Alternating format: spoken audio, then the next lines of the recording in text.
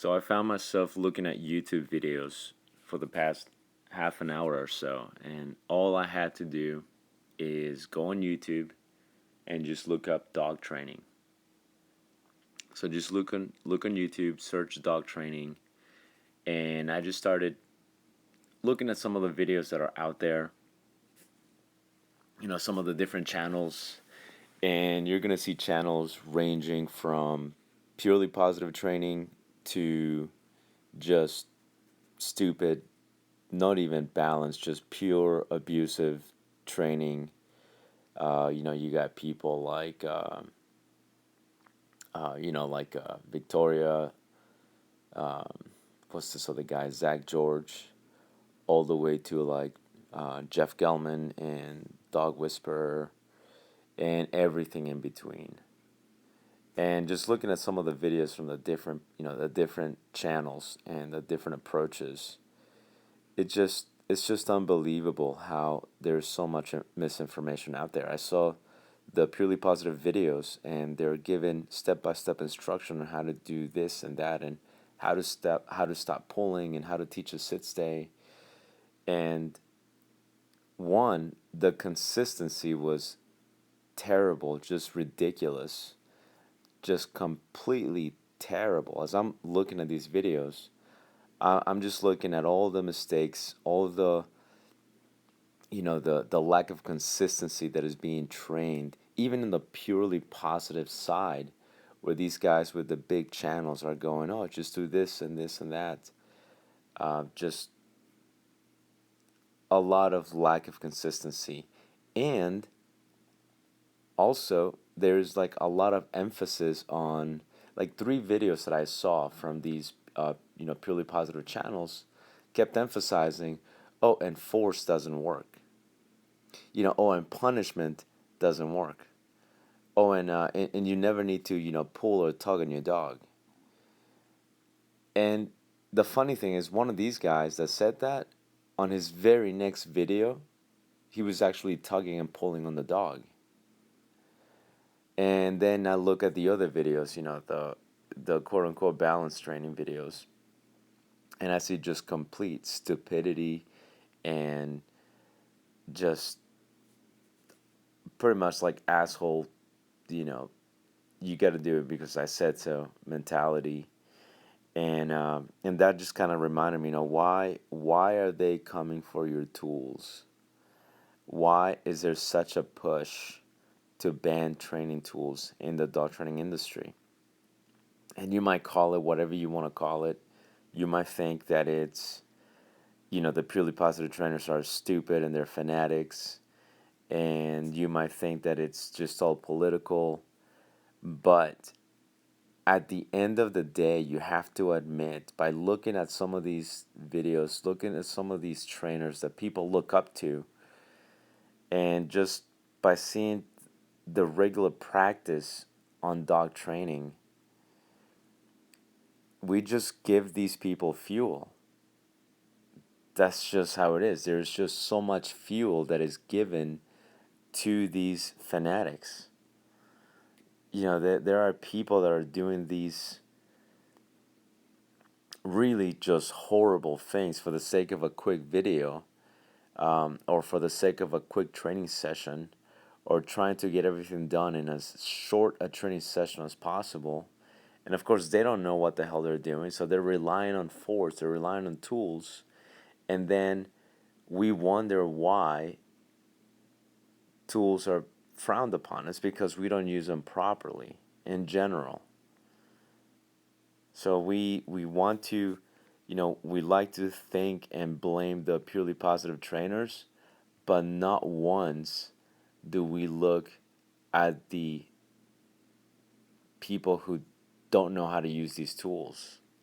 Not once do we look at the people that have you know, the the popular channels that are doing these stupid things, that I know that there are people that just question themselves. They question it. They see that and they go, that doesn't seem right, but nobody says anything, and so then you just have this, this false approval, this tacit approval that you have, because nobody's saying anything. So you think nobody's saying anything, so that therefore it must be okay.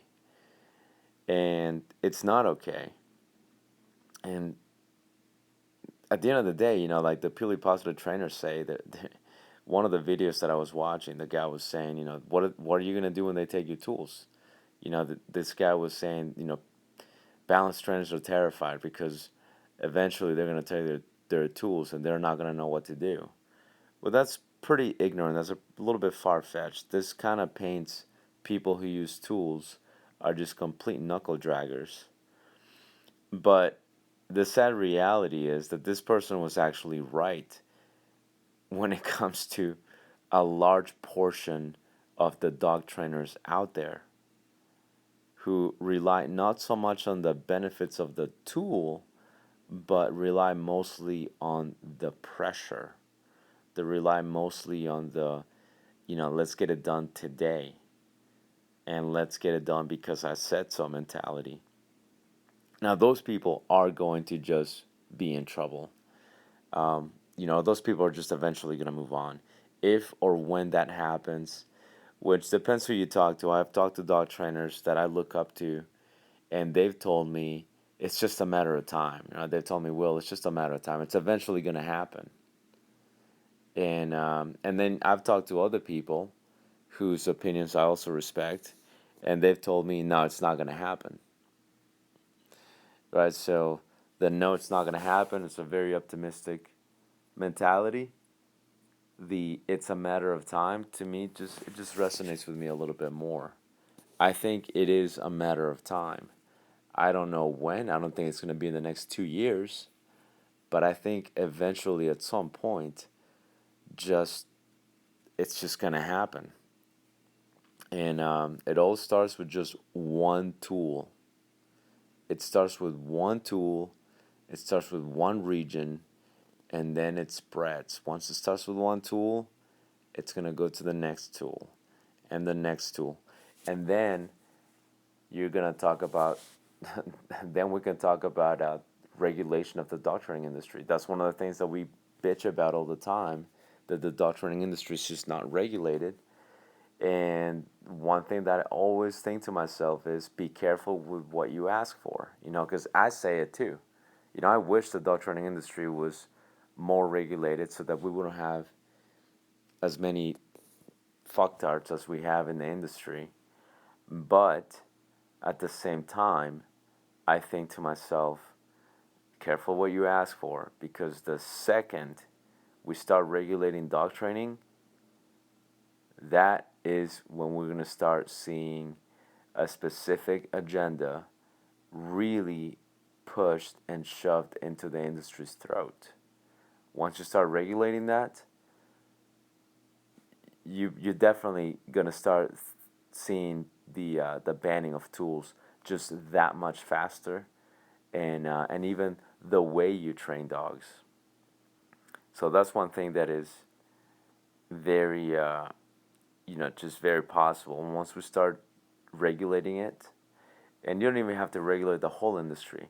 Once we start regulating one part of the industry, I think at least, that's what is going to lead to other things, right? You start regulating the service dog industry, which by God it needs to be. The service dog industry, it's a freaking clown show right now. But we start regulating that, we'll start telling people what a service dog is, and which I honestly think it's overdue anyway. But at the same time, I don't think it's far fetched for that to turn into, yes, we're going to regulate what a service dog is and what it isn't, but at the same time, additionally, we're also going to regulate how you train the service dogs, which I also agree with. But that, I think, is going to lead to, hey, you know what? This industry is regulating how they train service dogs. I think we should start regulating other aspects of dog training. At least this is my opinion. Obviously, there is no data behind it other than just um, you know just opinion and what I foresee. I might be completely wrong, And I know the people that feel this way too.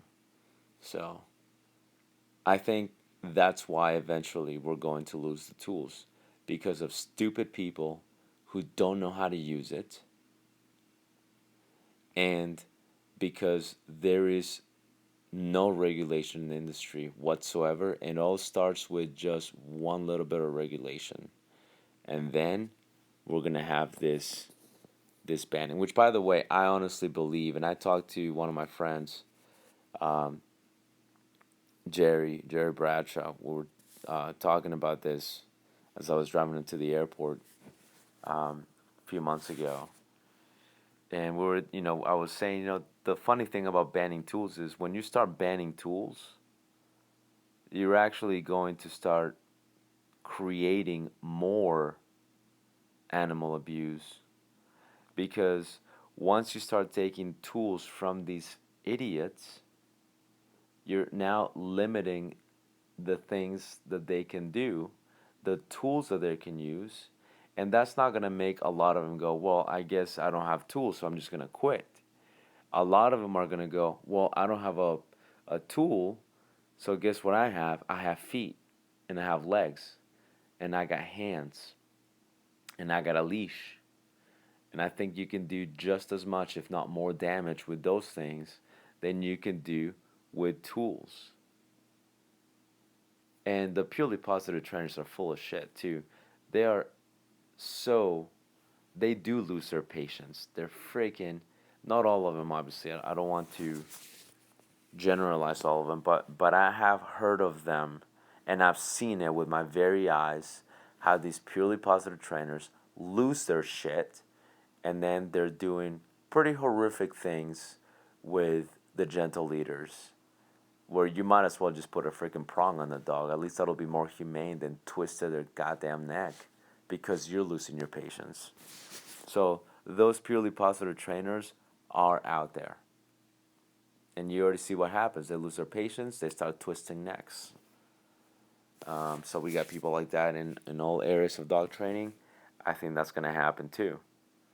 So that is what is going to happen. And Jerry told me the same thing. He's like, that's exactly what's going to happen, Will. He's like, told me that's exactly what's going to happen. And you already start to see it in other areas where of the world where these tools are banned. They're still training, and they're still teaching, if you can call it that, right, in some instances. And he's like, yeah, they're still training. They're not using prongs, but they're using sticks. They're using feet. They're using all kinds of stuff because they don't have the tools anymore. So I think the banning of the tools could actually do more damage to the industry, and I think it's going to create more animal abuse. And yes, a lot of people are going to fizz out, a lot of people are going to leave, but the idiots, the resilient idiots, are going to stay. They're going to stick around, and they're going to get it done without the tools, meaning using more force, more blunt force, because now they don't have the tools. So it's a pretty interesting thing that I think it's eventually going to happen.